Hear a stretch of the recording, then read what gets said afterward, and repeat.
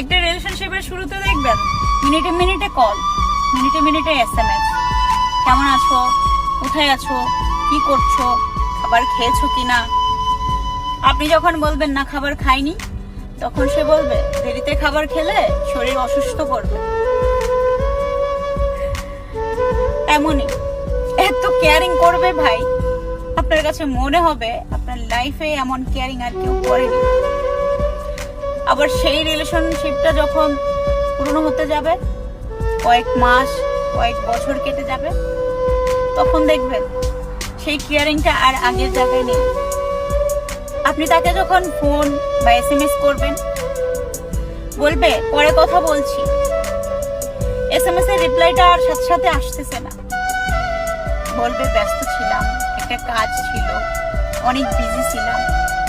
আপনার কাছে তার ব্যস্ততার মুহূর্তটাই তুলে ধরবে, আগের মতো সেই কেয়ারিং এর জায়গাটা আর থাকবে না আপনার কাছে।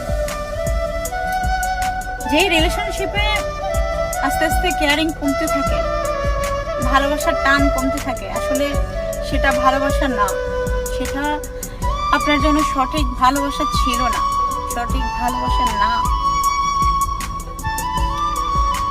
ভালোবাসা হওয়া উচিত এমন, যার সাথে আপনার পুরো লাইফ কেটে গেল, তার প্রতি আপনার কেয়ারিং, টান, ভালোবাসার আবেগ, ভালোবাসা কোনোটাই কমতি থাকবে না।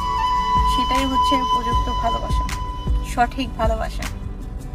আজকের দিনের ভালোবাসা টিভি সিরিয়ালের মতো, মিনিটে মিনিটে চেঞ্জ হয়ে যায়। ভালোবাসা